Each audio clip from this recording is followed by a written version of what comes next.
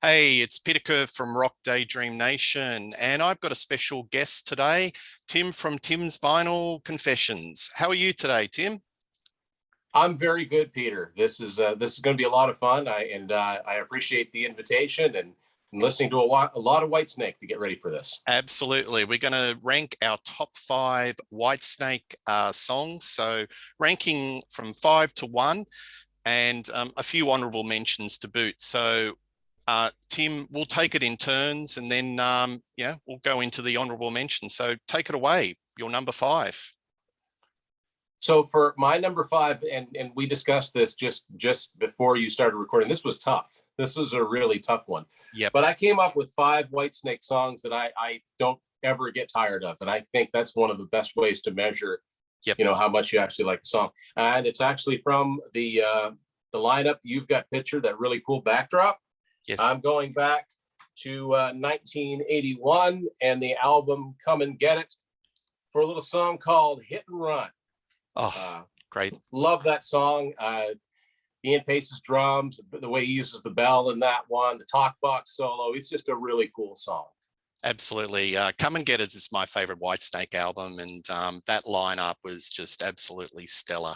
And look, I would rate that. Yeah, that is just a great song. Well done. Well, that's a good start. I'm going to rate my number five off the Slide It In album, and that is Love Ain't No Stranger.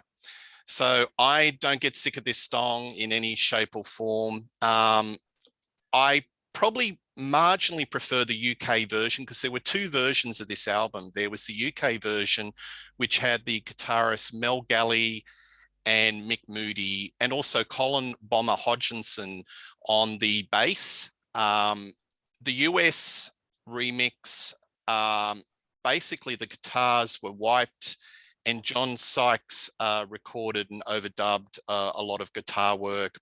They brought in Neil Murray. Look, both versions are great. One thing I want to add is Cozy Powell, the Great Lake Cozy Powell, said this was probably one of his favorite songs that he ever played the drums behind. So that's a really sort of stellar recommendation from Cozy Powell. But that's my number five, Love Ain't No Stranger. More on that later. Yeah, when you think about the songs that Cozy's gotten a chance to play, that's pretty high praise. Absolutely.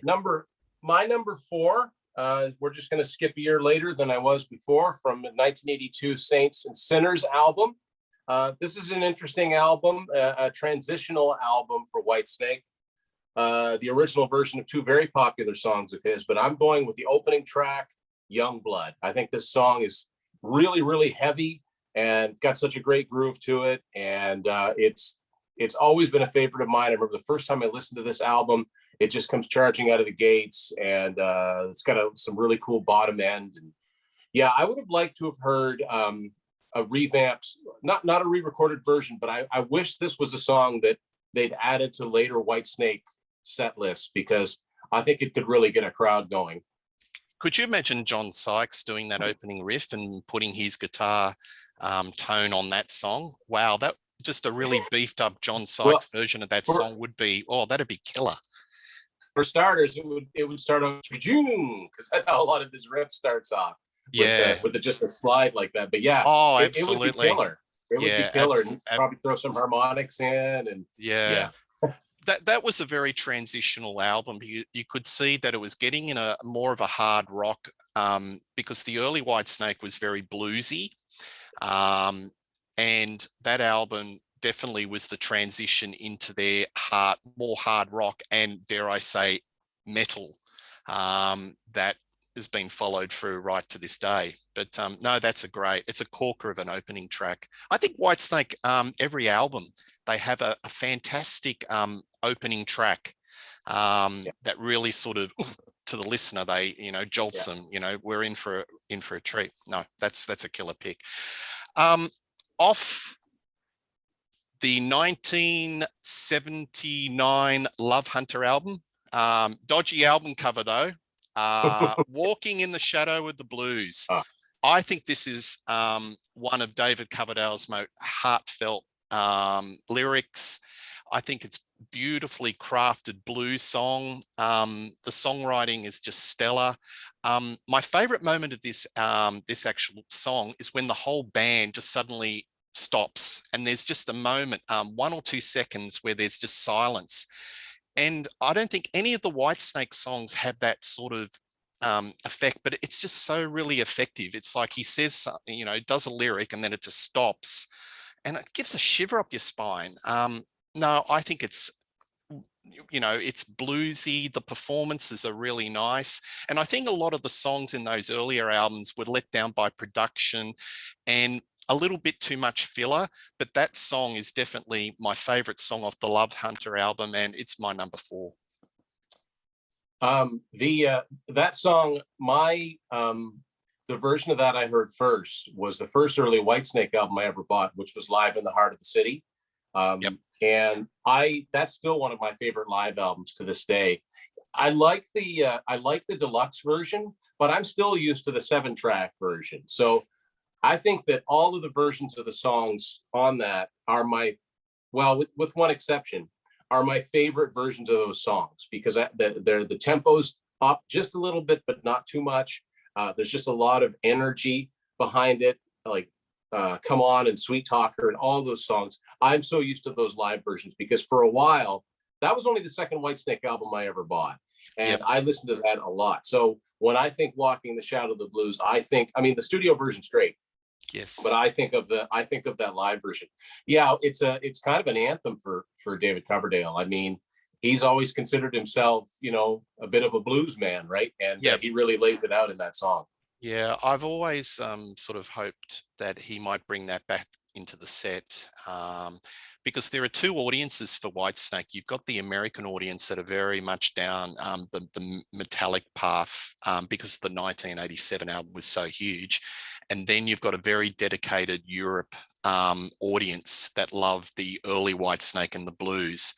And look, I don't think he's put that in the song set for a considerable period of time. It is his farewell tour this year, COVID permitting, if he can still do it. And I think I'd love it, at least if he did it in the UK and Europe, to that particular audience, that he could put that back in the song list. Because I think it's just one of his greatest songs, and sadly it's probably been neglected and hasn't been played in his set because especially in the American audience, he just plays the hits. He just does 87, he does Slide It In, and maybe a couple of tracks from whatever latest album he's doing, whether it's Forevermore or, you know, his Flesh and Blood being his last. But yeah, that's my favorite. Well, it's funny you mentioned that. I've only had the chance to see Whitesnake in concert once, and it was in the U.S. It was it's 4 years ago now. My wife and I saw Foreigner were headlining, and the Jason Bonham Led Zeppelin experience opened, and Whitesnake were the special guest, which is awesome. So I'm never going to see Whitesnake. They never tour anywhere close to me, but so it was cool. And talk about a great lineup. I mean, Reb Beach and Joel Hoekstra and Tommy Aldrich. I mean, that guy, he did his drum solo and, like, you know, the barehanded drum solo. It was amazing. Yeah. However, I mean, it was a short set. I think they might have played about an hour. And I was a little disappointed because once Whitesnake got big, and I'm going to get into that, but once I discovered Whitesnake, which was when a lot of North Americans discovered them, I went back because, you know, thankfully Geffen had reissued the older albums, except for one, but they'd reissued most of the older Whitesnake catalog, and I just gobbled them up, and I knew it was different sounding. It was a different band, not only personnel, but it was a different band sound-wise. They were much more bluesy, much more 70s sounding, but I still liked it. And I was really hoping that he would throw in Ain't No Love in the Heart of the City, or Walking in the Shadow of the Blues, or Ready and Willing, or, you know, one of those classic tracks. But no, the entire set, because it wasn't a headlining set, it was all from Slide It In and the 1987 album. But that's not a complaint. They were great. Yep. Coverdale sounded a little iffy, but the band was fantastic, and it was like, cool, I got to see Whitesnake.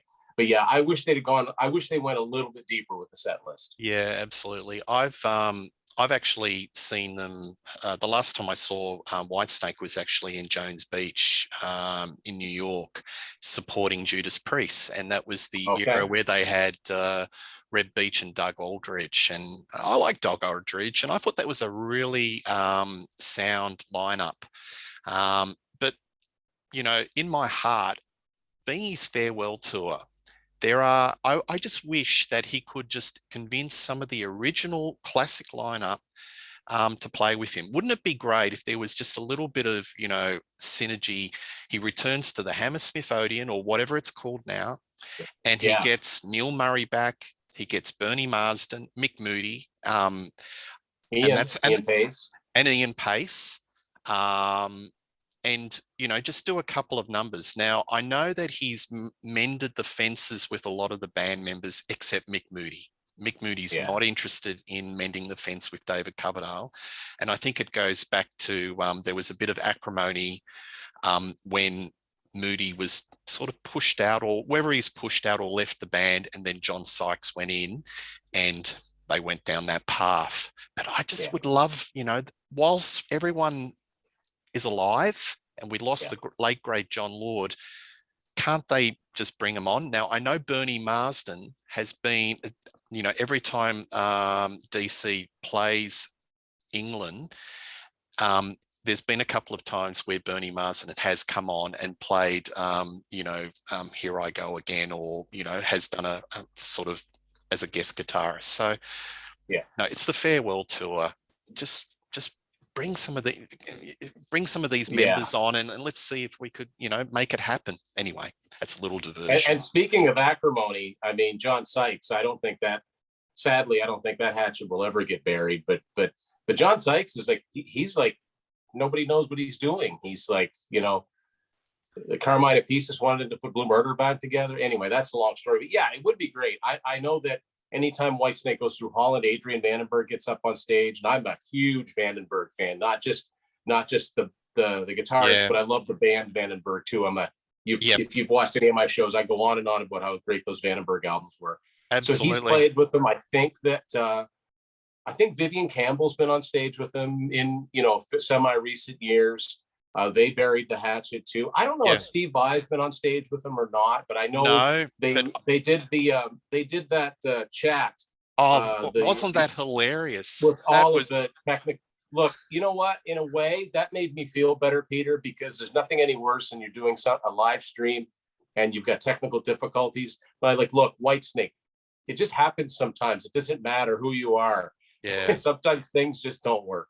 Oh, absolutely. But that was just for our viewers, there was a live stream of the Slip of the Tongue lineup and all the members, and it was great. You had Rudy there and Adrian, and poor Adrian was having issues, and like he would have the video would freeze in these very awkward moments, and it was funny, but it was really heartwarming. It was really heartwarming to see all of them back and having Steve and Rudy and Tommy and no, it could have been great, but they can always do that again, and it would be cool to have a star-studded have different sets where you have here's the Slip of the Tongue set, and if they were going to do a revamp of the earliest lineup, see if Don Airey will do it. I mean, he's played keyboards on Whitesnake albums.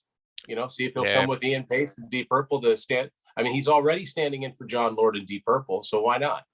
Hey, I'll just throw one more thing. So can you imagine it? You've got everybody, playing the Hammersmith Odeon, the lights go down and a spotlight comes on, and who's on there? John Sykes. Imagine. Oh, man. Oh, yeah, and they go into Crying in the Rain. Oh, that would be awesome. Yeah. You know what? I thought you were going to say get Glenn Hughes and Richie Blackmore because they come up to do that's another episode. You've got to get him out of the castle. That's the thing. Anyway. That's right. Yeah. So my number 3 is the first song I ever heard by Whitesnake from this album, from this cassette. I saw a little video called Still of the Night, and I thought, this is interesting, and the song's pretty good too. I'd never heard of Whitesnake. I was this was 1987, so I was 12. I had just kind of gotten into really seriously following rock bands. Bon Jovi was the band that did it for me the previous few months with Slippery When Wet. So I was looking for other hard rock bands that were accessible and radio friendly to get into. Yep. And Whitesnake just totally fit the bill. And then Here I Go Again came out, and I got this album, and I played this album to death. And like I said, I went back and I bought the previous albums too. But just listening to this album on its own, I mean, Bad Boys, Children of the Night, there's some heavy stuff on this album. It's really a good balance. And I remember, being very confused when I'm trying to figure out who's in this band. I used to get John Sykes and Adrian Vandenberg mixed up. They're both tall, blonde guitar players. Yeah. And I was trying to figure out what order the albums came out in. And, the personnel listed inside of here isn't who's on in all the videos. Eventually, I more or less figured it out. But Still the Night, what an epic song. I mean, it's six, almost 7 minutes long. It's like a miniature epic metal song. Absolutely. Killer riffs, like at almost every turn, there's a cool John Sykes lick, and he just keeps throwing them at you. And, mention has to be made on the album, Ainsley Dunbar on the drums. It's a powerhouse drum performance. It's one of David Coverdale's best vocal performances. And I still, like, to this day, that song comes on, it's turn it way up. So yeah, I had to pick one. I only picked one song, spoiler alert, from this album, and it had to be Still of the Night. Outstanding. There's so many stories that come out of that album. David Coverdale was virtually broke. He was down to his last penny. So it's a real sort of comeback sort of story. He's in LA. They're just spending money ham over fist. And he's got no money in his wallet. In actually getting the drummers, they went through 200 drummers and they could not find one. He even tried to get Cozy Powell back in the band, and Cozy, said, no, I'm not interested. And I think coming up with Ainsley Dunbar was inspired, and the drumming on that album is absolutely monstrous. Yeah. So, it's a great album. And when I first heard it, because my journey with Whitesnake started with the Come and Get It album. So you follow the blues progression and they get heavier and heavier. And when I played that, and there's two different versions, the American version and the UK version. So I had the UK version, and the first track, which in the UK version was Crying in the Way, I went, wow. Maybe if they did a reaction video in those days, you would have seen my face was like, what the hell's this? It was just, so heavy. But no, that's a great choice. All right, going to number 3, my favorite album off the Come and Get It, Don't Break My Heart Again. So it's almost like a sequel to the previous year's Fool for Your Loving. I think Ready and Willing and Come and Get It are the two best albums. And I think that's where, through Martin Birch, they were finally able to get that live organic sound, because their previous albums, it didn't, the production was a little bit mid-range. It didn't really get that live organic sound, but those two albums were firing. And I think Don't Break My Heart Again is just, it's a really, really strong, bluesy, almost ballady, great lyrics. And it was a sort of a semi-hit in the UK. And no, it's one of my favorites. Yeah, it hit number 17 in the UK. And it's interesting because I'd never heard any of the songs. But you're right. That's a Ready and Willing and Come and Get It. They're the first really good sounding studio album, because Snakebite and Trouble and Love Hunter, they're very sort of not muddy, but they're very dated sounding. And they really, like, especially I find in the drums and the guitars, and starting with Ready and Willing, but Come and Get Us just a little bit cleaner. And then with Saints and Sinners, it's cleaner still. And it's interesting because they had the same producer all the way through. Like, even as far as the UK version of Slide It In, it was the late Martin Birch. Absolutely. Yeah, great choice. And I'm happy to say that when Coverdale revived Whitesnake in the early 2000s, they put out a DVD. And I remember watching it and first of all thinking like, wow, he sounds really good, because I hadn't heard him sing in quite a long time. He still sounded really good at this point, like 2006. Yep. They did Don't Break My Heart Again. And like the other remakes, they're doing it live just by virtue of the fact it's that much newer. Boy, did it ever sound heavy, because you've just got that pounding do. Yeah. You just get that pounding drop D bass. They also did Take Me With You in that period too. So I like that's that really they good. were reviving some, and they did a medley of Burn and Stormbringer. I thought that was pretty cool. I wish they'd have done more of that moving forward and made it into the regular sets. One thing about Don't Break My Heart, which is I think really important and adds a little bit of flavor to that song, is John Lord's keyboards. So John Lord in Whitesnake wasn't a virtuoso. He wasn't, like in Deep Purple, he's like at this with Ritchie Blackmore. They're trading riffage. He's almost like a second, he's like a rhythm guitarist in a way with the keyboard. But in Whitesnake, he provides a lot of color. And that's in that song, I think that's really important with the keyboards. You can hear that just beautiful color and texture, and it just adds some oomph to that song. It really sets the scene. Like, it's a good intro. And you're right. I never thought about that before. He really did play a different role. It wasn't just a matter of, we've got three former members of Deep Purple now. It's purple-ish, because you kind of can't help but sound a little bit. But it wasn't quite the same. We're going to stick in that time period for my number 2. From, I got to show off one of these. Oh, wow. From Ready and Willing. Whitesnake 8 tracks are not easy to find. This is a US copy. And I like both versions, but I prefer the original version of Fool for Your Loving. This is a UK single. Okay. To Fool for Your Loving. I just love this song so much. And I've told this story before, but the reason that I bought Live in the Heart of the City is because I had seen, basically all I knew about Whitesnake were the videos from the 1987 album, and then I bought that album, and then the 2 videos from Slide It In. I say 2 videos because they're I only saw Slow and Easy Love Ain't No Stranger. I'd never seen the video for Guilty of Love for many, many years later. And then I saw the original video for For Your Lovin', and I just went nuts. I said, I need the album that song is on.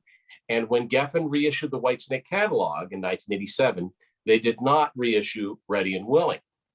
And I think the reason that they didn't reissue it is that was John Kolodner from Geffen Records wanted Coverdale to redo the song for the next album, which of course he did. I think that's why they didn't issue that song. That's why it took me a long time before I found Ready and Willing. But I bought Live in the Heart of the City because that's the only album I could find that had that song on it. So and that was good. That was a happy accident, because I got to know that older material probably sooner than I would have. So I got to know, like I said, Ain't No Love in the Heart of the City and Love Hunter and Walking in the Shadow of the Blues. So the original version of For Your Loving was actually a minor hit single in the US in 1980. It went to 53 on the chart. So it had about like half of the radio stations in the country reporting in that were playing it. I don't think it had the label push.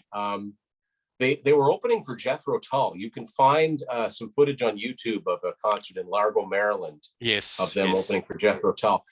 I think if they'd have gotten on tour with maybe a different band, I don't know, a band that was more like them, I don't know who that would be, but they might have gotten more exposure. Maybe if they'd opened for Foreigner, or, you know what I mean, like somebody that was really, really big at the time, it might have caught hold. That's the only pre-slided in song that ever made any dent in the US chart, which is kind of interesting. It went all the way to number 13 in the UK. It was a big hit single there.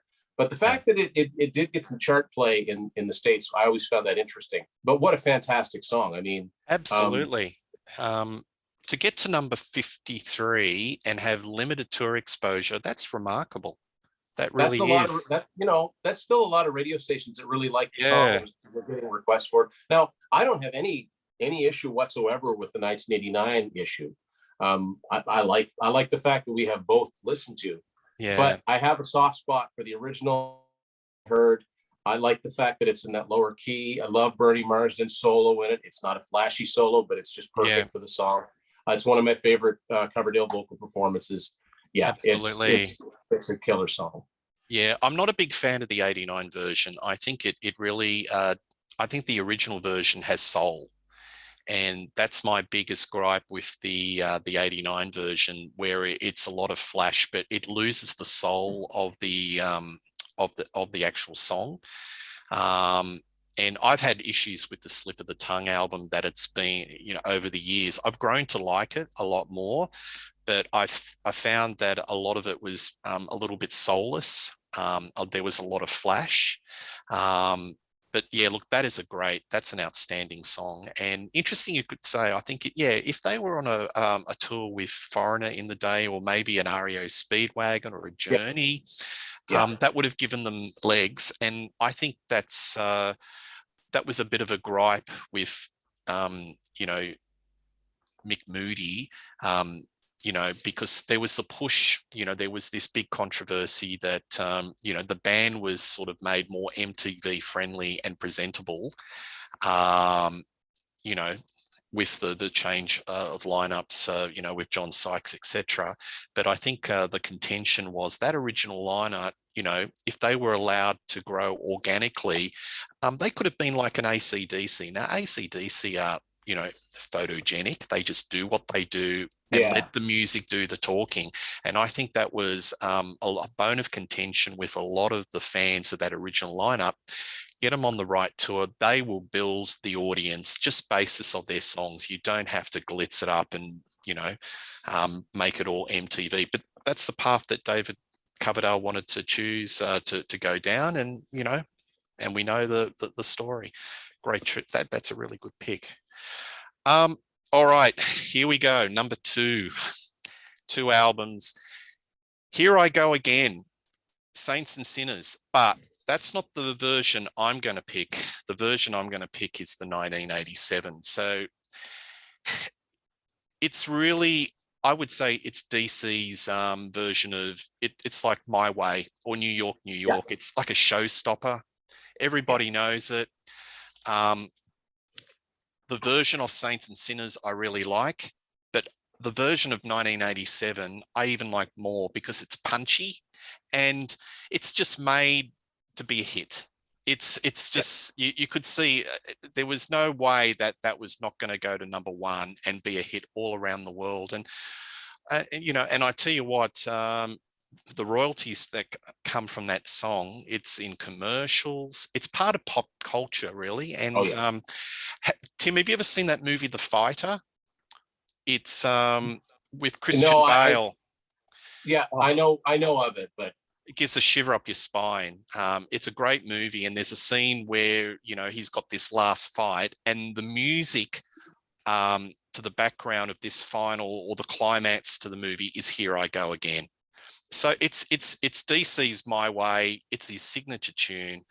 And that 1987, it's commercial, but gee, it's punchy, and yeah, I love it. That's my number two pick. now what I don't like is the second 1987 mix that they did that appeared. I don't know where it appeared internationally, but when Whitesnake put Greatest Hits out in 1994, it was on there, and it was a bit of a selling point. It was one that I remember hearing on the radio a couple of times. It kicks right in with the full band. It totally destroys the dynamic of the song. And I've never been a fan of that version. That's one thing that the version that's on this has in common with the version that's on Saints and Sinners. It just starts in with keyboards and it slowly builds and slowly builds. And that's the way it's supposed to go. I don't know if you know the mix I'm talking about, but it's the Yes, I second know. radio mix. Yeah, I'm I not a know. fan of that one at all. It's got a lot more keyboard. Oh, a lot more keyboard, and the fact that it just starts right in just like a regular song. This isn't a regular song. This is an epic. It needs to start slowly. And whether you're starting with John Lord's organ or Don Aries or Bill Cuomo, I think it was, that played the synth on there, and just Coverdale's vocals. That's how it has to start. Now, here, because that was such a massive, massive hit single, and the video got so much play.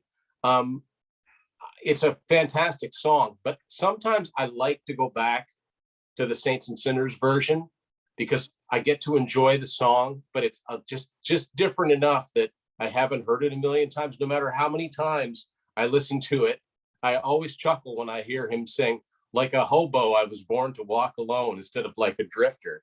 And I like the fact that there's the two versions to compare, but they definitely bettered. I think both the songs they redid for 1987, because "Crying in the Rain," the original version of that, is cool, but man, they Yes, turned that into a monster of a song on the '87 album. And I know what you mean absolutely. about "Slip of the Tongue." And I've often wondered what would have happened, if things had gone a different way. And Adrian Vandenberg actually got to play on the album that he co-wrote most of with Coverdale. I think it would have been a little different album. Like, I love Steve Vai, and I have a real soft spot for "Slip of the Tongue" because it was the first Whitesnake album I bought when it first came out as a new fan. It was the first one I waited for. I Yep. know what you mean. There's not much soul in it. Coverdale screams his head off. I think he did permanent voice damage to himself.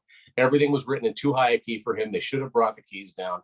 I still think there's some really good moments on there, like "Sailing Ships," and but yeah, I know what you mean. But in the case of "Here I Go Again," yeah, I mean, that's his calling card song, and I'm sure that I would have liked to have seen the look on Bernie Marsden's face when that song went to #1 in America after they'd struggled for such a long time. He's not in the band anymore, but he gets half of that song. Like, I'm sure that he was just grinning from ear to ear.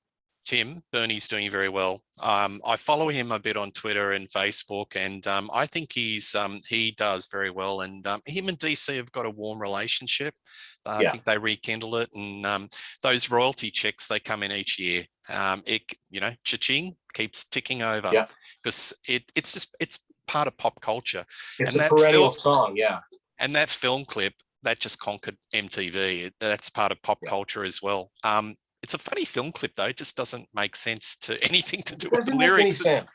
It's got nothing to do with, yeah, you're right. It's funny. It's just, but I think that was the beauty of that time period. They just said, just do it. Go roll around on this Yeah, car. just get your Uh, girl, your yeah, latest we'll flame, film the and band she on does a stage. cartwheel on a Jag, and Yeah, just yeah. It's iconic. Like, that you could almost have like an MTV 1980s Monopoly game and just have the Jaguar as one of the playing pieces, and everybody would know what it represented. yeah, it's a classic. Yeah. Well, there you go. That's my number two. Okay, so my number one, and this actually, the rest of the top five was tough to fill out. I always knew what my number one was going to be. Just to be different, this is the 25th anniversary of Slide It In. My pick is "Love Ain't No Stranger." My Okay. favorite Whitesnake song. What a classic piece of songwriting. I mean, just from the opening synth and Coverdale's vocals and Cozy's drumming, like, his drumming is very clean, very immaculate. It's not overly flashy, but it's Mm, always just the right thing at the right time, right use of the bell cymbal. The guitar solo in it, I don't know whether it was Mel Galley or John Sykes that did the solo in this. I can't see it being John Sykes because it's very measured. It's very deliberate. It's slower type solo, but it's perfect for the song. Um, I just always really, really loved the song. I don't understand how. I know that the 1987 album was the one that really broke them, but I don't understand how "Love Ain't No Stranger" wasn't a top 40 single. I don't understand how that didn't at least dent the charts a little bit, because it's so radio friendly and it's such a perfect song. I'm really kind of surprised they didn't reissue it after that album became big. I know "Slide It In" went on to sell 2-3 million copies in its own yep. right, but that Yep. song deserves to be an eternal 80s classic, and I'm sure it is in some parts of the world. Now, this version here has this is a UK version on EMI that I got, and it's got the US remix, but it's in the order that the UK track listing. So it starts with "Gambler," which is different for me. So it's weird hearing the songs in that order. It's got most of the UK mixes on here. I hear some songs more than others. I hear the differences. I'm used to the US one. That's the one I heard first, but they're great songs regardless. So, Mm. but "Love Ain't No Stranger," no matter how, whatever version it is, that's my number one favorite Whitesnake song. Absolutely. That's a great pick. And I think, I prefer the UK mix of Slide It In, but if I was going to do a compilation, I'd probably do a mixture of both, because there are some where I go, oh, I like the Sykes, the US mix better than the Yeah. UK mix. Yeah, look, that's a great song. And I think that the album, it did trouble the top 40 in the US. So I think it may have reached up to gold. I think it went around top 40. But Yeah, when it did okay. it did For a okay, but hard, when like a regular 87, hard rock band. Yeah. but when A 87, lot of people people thought would, that was their first album, right? yeah, yeah, absolutely. No, Eighth. that's a great pick, Tim. All right, the granddaddy for me is off the 1987 album, and Still of the Night. I just don't ever get sick of this song. You know, the riffage, Coverdale said that the riffage he borrowed off Jailhouse Rock. It's got obviously some Led Zeppelin in there. It rips off a lot of different songs, but it all mixes into the perfect heavy metal anthem. It's just, I just don't get sick of it. And when you hear good music, Tim, you get a shiver up your spine. Yeah. That's one of those songs. And the video clip, it's, I think everyone's watched it thousands of times. It's insane. It's a 1980s excessive MTV clip, but it's just so watchable. And that was the introduction really to the broader market of Whitesnake. And I think they were really strategically very cluey with pushing Whitesnake in the US. They could have done Here I Go Again. They could have put one of the other songs, but they said, okay, let's put the rock song out. And it's like, here's a letter of intent. This is who we are. And then put, Here I Go Again, and then Is This Love? So I think strategically, it's a great case. It's a great case study of how to push an album, and let's just put it out to the rock audience, get them in, and then we can put a little bit of the the more commercial, radio-friendly songs on that album as well. But the performances on that song, Ainsley Dunbar is just playing for his life. Sykes' guitar work is just fantastic. I just never get sick of it. And I know. If they didn't play that live, I think there'd be a riot. So they always finish the show.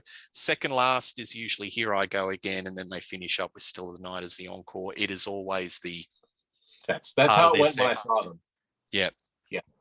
And you're right, it was brilliant because the album came out in like the late winter, early spring, and they put Still of the Night out. It got a lot of video play. It wasn't a song the top 40 radio was going to play all that much. I think it went to number 79. So you did have a few stations probably playing it at night. It's pretty heavy. Yeah. It's pretty heavy for top 40 airwaves, but it opened doors. It got people talking about, in some case, this new band Whitesnake, because, when you call an album, when you just self-title an album, that's a good rebrand. I mean, it worked for Heart, in some ways it worked for Metallica. And, but you're right. Then they followed up with Here I Go Again. It's a summer song. It's a summer video. It's daylight outside. Still the Night's a dark nighttime video. So now it's summertime. So and that song goes crazy. Then what do? You hit them with a power ballad.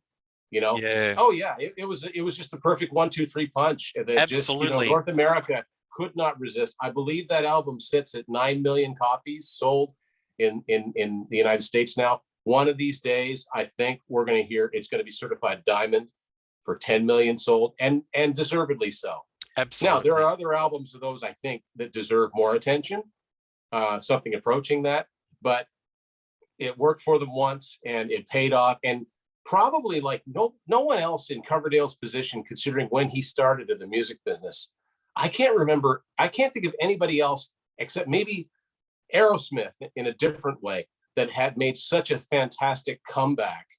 And in the case of Whitesnake, it wasn't even a comeback. It was like a 10-year overnight success because, he'd been kicking around a long, long time. And as far as North America was concerned, nobody knew who Whitesnake were unless they were diehard Deep Purple fans and we're buying like import versions. Like some of the albums were released over here back then, some of them weren't. Saints and Sinners never was. Saints and Sinners didn't come out until 1987 when Geffen reissued the album. I say that I have yet for someone to prove me wrong, to find me a Canadian or a US copy of Saints and Sinners that's not on Geffen. I'll stand corrected once I see that. But yeah, boy, it worked like a charm. But Still of the Night was the perfect song to kick things, to kick that new career off with. That's really what it was a new career. Absolutely. I think it was a game changer song. I think a lot of the rock community really stood up and noticed, just the sonics of that song and how it was composed and how it was marketed. I think it was a game changer. And definitely the partnership between DC and John Sykes was lightning in a bottle. And obviously it was a very short-lived partnership, two very volatile personalities. And I've read a lot of stuff on the net and studied and all these interviews, and there's always two sides to the story. It's like a little mini series. But what they had together, even through that antagonism, was definitely perfect musical chemistry, and I think it's all reflective in that particular song. So that's my number one, Still in the Night.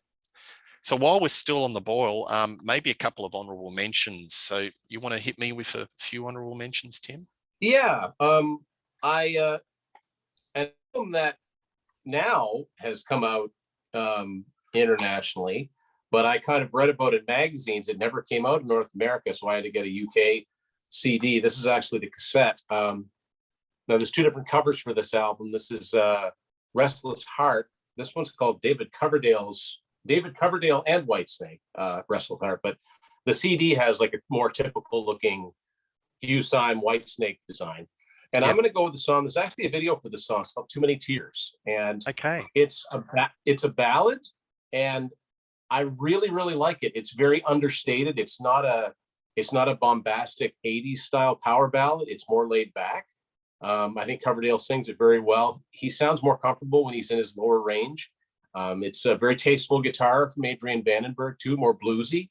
Yes. Really, I could almost hear, Bernie or Mickey Moody playing on that song. There's really nothing technically technical. And I just I always liked that one always stood out for me on this. I found there was a few too many slower songs in this album. I was glad to get it, but Too Many Tears, I said, in a perfect world, that album would have come out earlier and that song would have been another hit for them. But that's my one pick, and I've got one more.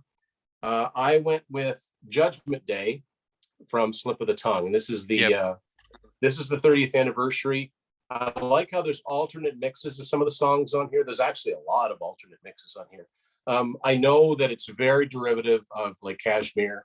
I heard this first before I got into Zeppelin, but I think it stands up as its own song. I think Tommy Aldridge, of course, on the drums is fantastic. This is a contrarian opinion. As much as I love this album, I'm pretty sure I've listened to Slip of the Tongue more for the reason that I already said. It was the Whitesnake album I was waiting to get, because this one just kind of surprised me out of nowhere, but I was at the record store waiting to buy this when it first came out. I really like the production on the album. I love the drum sound. It's nice, crisp, and clear. But yeah, Judgment Day, I think that's a really, really cool song. I love Whitesnake and I love David Coverdale as a vocalist, but I've joked about this before. He's essentially written one set of lyrics in his lifetime, and he's been cutting and pasting from them ever since. I like lyrically Judgment Day is a little bit better. So is Sailing Ships, but yeah, Judgment Day is my other honorable mention. Have you got any theories why Slip of the Tongue was such a steep decline in sales? Because that only went platinum, and I think currently it only sits around platinum or thereabouts. You got any theories? Yeah, it didn't have a Here I Go Again. It didn't have that can't miss pop single. They went with the first single. They went with the remake of Fool for Your Loving, and I think they thought that they'd do it again, and it only got the number 38. And that, again, a little bit like Still of the Night. It's not like Still of the Night. No. song wise, but it's heavy. Well, my point is it's a little heavy for top 40 radio. So it wasn't going to get a lot of play. You'd get like 2 weeks worth and then it would drop off, which is kind of what happened. Yeah. Then they came up with The Deeper the Love, which only got to 28. And I think if they'd have had, it was missing something. And, you know, I love Adrian Vandenberg's guitar playing, and I think he's a good songwriter. But for some reason, he and Coverdale just didn't come up with the same sort of radio friendliness that he and Sykes did. And that's all it was. And I think the same thing about the Blue Murder album, because I'm a huge fan of that first Blue Murder album. It didn't have a single. Jelly Roll was not it. It needed a single that you couldn't deny. You couldn't get out of your head the first time you heard it. And, you know, and Slip of the Tongue went platinum on the fumes of the album that came before it. But Geffen obviously thought that they were going to, they're just going to do it again, and record companies would think that way. And it's not logical. You're not going to sell that many albums every time. It's not feasible, which is why it's over there on the shelf. The original CD, I picked up a couple years later with a chunk taken out of it, a hole in it, because they made too many of them. You know what I mean? They thought that they were just going to sell like hotcakes, and it didn't. It just, you know, I don't even think it sold, but Slide It In sold. So Slide It In, I think did double or maybe heading towards triple platinum, but Slip of the Tongue only went platinum. I read interviews with DC where he said that his collaboration with Steve Vai is a shredder, he's a technician, but he is not a riff meister. He doesn't come up with riffs. If you give him a song, and he'll put his structure over it, but I think what really was missing was somebody that could come up with riffs. Maybe I'm basically saying John Sykes. I don't know, or maybe Adrian Vandenberg.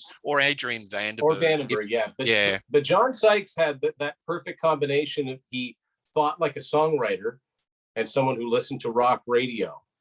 And so he could shred with the best of them, but he could also write really cool, awesome riffs that got your attention, and followed it up with bridges that built, and then choruses that you, like I said, you couldn't get out of your head. That's how he thought.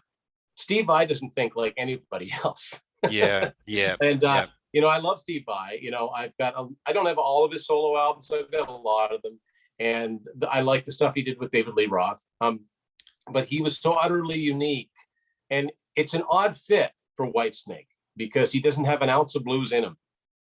John Sykes had a little blues in him. Adrian Vandenberg had a little blues in him. And my understanding is, you know, there's the whole story about Vandenberg hurting his hand. And actually, it was Martin Popoff's Whitesnake book where the late producer Keith Olsen said, no, that's a story. That's a fabrication. The real story, my understanding is that Steve Vai, part of his agreement to play on the album is that he did the album. You know? And if you listen to it, that's all Vai. All the squeals and even if he is playing a riff, you can tell it's the gem guitar, it's a 7-string guitar. It's got he's very distinctive, right? And like I said, I would have loved to have, like, Restless Heart is actually the one time we get to hear a full album with Adrian Vandenberg on it, you know? Isn't that funny that Vandenberg has been in the band for a considerable period of time, but there's so little recordings of him.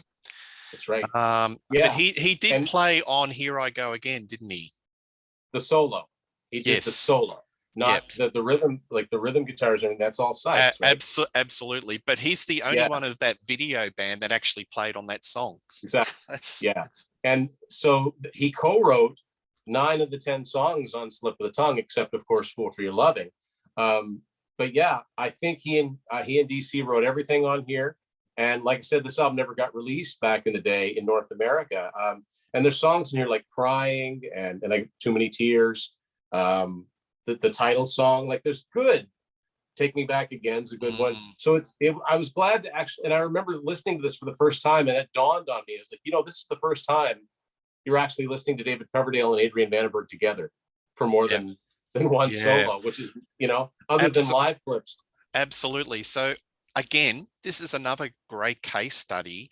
So I said a case study of how to market an album for 1987. A case study of an album that's, you know, potentially going to go diamond to the follow-up album that has only sold 1 million and is just just sort of plateauing at that level. That is just such an interesting case study. All right. It's quite a flow chart of albums like that. And Absolutely. It's not even that it gets like the Whitesnake album, the 1987 album, it'll sell another million, and then it'll sell another million. Like whatever Slip of the Tongue sold, it all sold at once. And that's it. I don't think it's ever been recertified. Absolutely.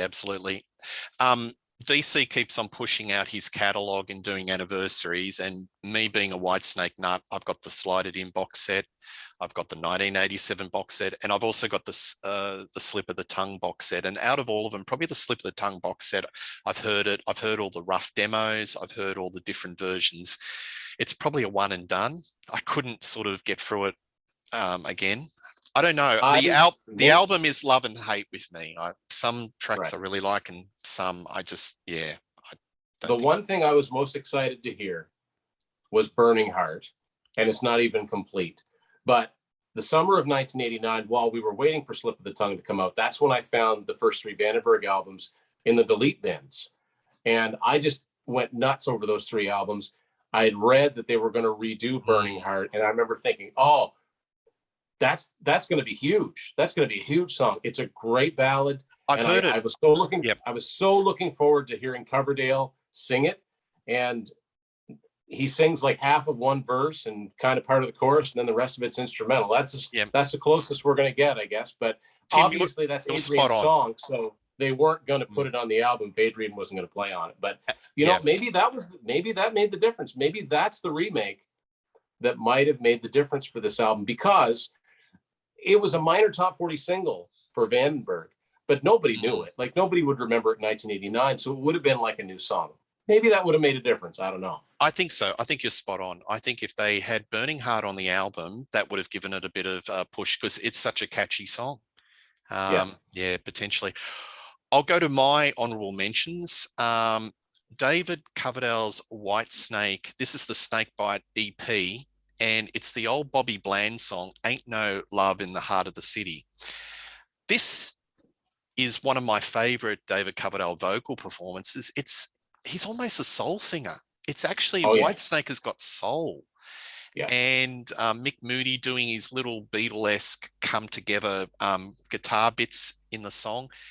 That song has become an anthem, especially more prevalent in Europe and in their UK tours, where the audience just sings with them. It's a communal type of performance. But one of David Coverdale's finest vocal performances. And I think it's a fantastic cover.